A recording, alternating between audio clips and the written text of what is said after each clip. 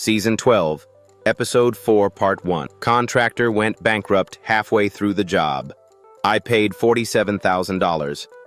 Twice. The renovation was supposed to take 90 days. The numbers worked. The inspections had been completed. The financing was approved. Every repair had been budgeted.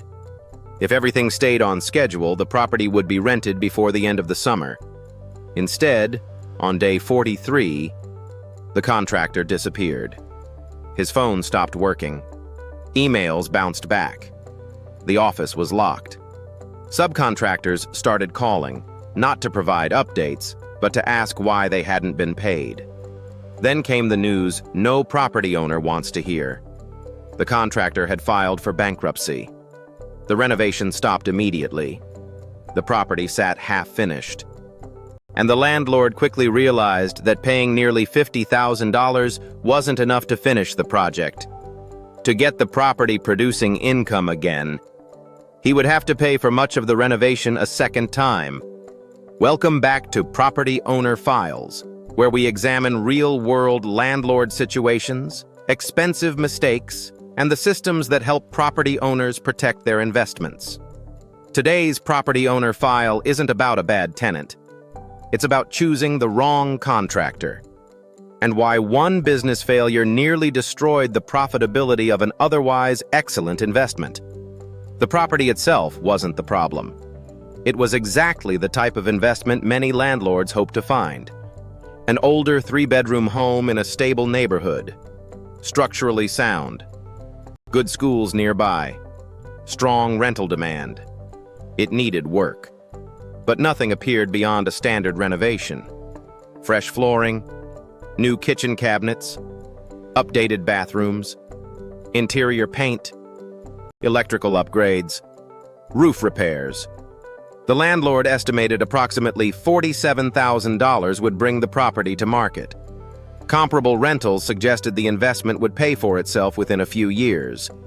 Everything looked promising. Several contractors submitted bids.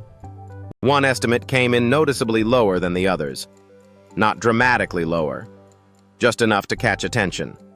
The contractor had photographs of previous projects, good online reviews, a professional-looking website, business cards, references, proof of insurance. He even arrived with printed schedules showing exactly how the renovation would progress from demolition to final inspection. Everything looked organized. Everything looked professional. The landlord checked references. Former customers seemed satisfied. One homeowner even invited him to see a completed renovation. The workmanship appeared excellent. Confident in his decision, the landlord signed the contract. Looking back, he still believes the contractor intended to complete the project. The warning signs didn't appear until much later. Demolition started on time.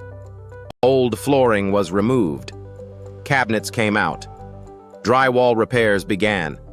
Dumpster deliveries arrived exactly as scheduled. Weekly progress photos showed visible improvements. The landlord visited the property regularly. Everything seemed to be moving according to plan. Whenever questions came up, the contractor answered quickly.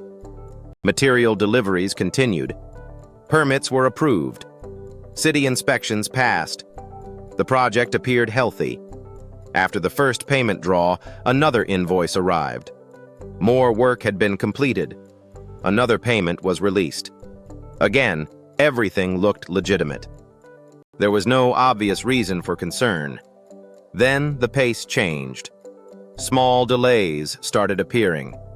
The flooring delivery was late. A plumbing subcontractor needed another week. The electrician had an emergency project elsewhere. The contractor always had an explanation. None sounded unreasonable. Construction projects encounter delays all the time. The landlord remained patient. But then something else happened. Workers became harder to find. Instead of 6 or 7 people on site, there were only 2. Some mornings, no one arrived at all. The contractor blamed scheduling conflicts. Then supplier shortages. Then weather. The explanations continued. The work slowed. One afternoon, while visiting the property, a subcontractor approached the landlord privately. He asked a simple question. "Have you paid your contractor?" The landlord answered yes. The subcontractor looked surprised. He explained that several invoices remained unpaid. He hadn't received payment for work completed weeks earlier. The landlord assumed it was a misunderstanding. After all, he'd already released the payment requested in the contract. Surely the contractor would straighten everything out. He called immediately. The contractor answered. He apologized, claimed there had been an accounting issue, promised everyone would be paid by Friday. Friday came. Nothing changed. The following week, another subcontractor stopped working. Then another. Material deliveries stopped arriving. The job site became unusually quiet. The contractor became increasingly difficult to reach. Phone calls went unanswered. Text messages received no reply. Emails sat unopened. The landlord drove to the contractor's office. The parking lot was empty. The lights were off. A notice taped to the front door simply stated that the business was temporarily closed. At first, the landlord assumed it was a temporary setback, maybe an illness, maybe an emergency. Then he checked the local business news. The contractor's company had officially filed for bankruptcy protection. The project was over. Not because the renovation had been completed, because the company no longer existed. The landlord immediately returned to the property. What he found made the situation even worse. Half-installed kitchen cabinets, unfinished electrical work, plumbing disconnected, stacks of flooring still in unopened boxes, bathroom fixtures sitting on the floor, drywall waiting to be finished. Nothing was complete. Yet much of the budget had already been spent. The property couldn't be rented. It couldn't pass its final inspections. And it couldn't generate a single dollar of income. It had become an expensive construction site with no one left to finish the job. Then the phone calls started. Suppliers wanted payment. Several subcontractors claimed they had never been paid by the general contractor. One company warned they might pursue legal remedies to recover unpaid balances.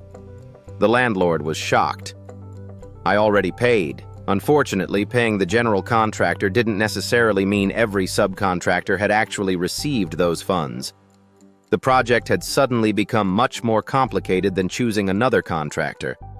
It had become a legal and financial puzzle.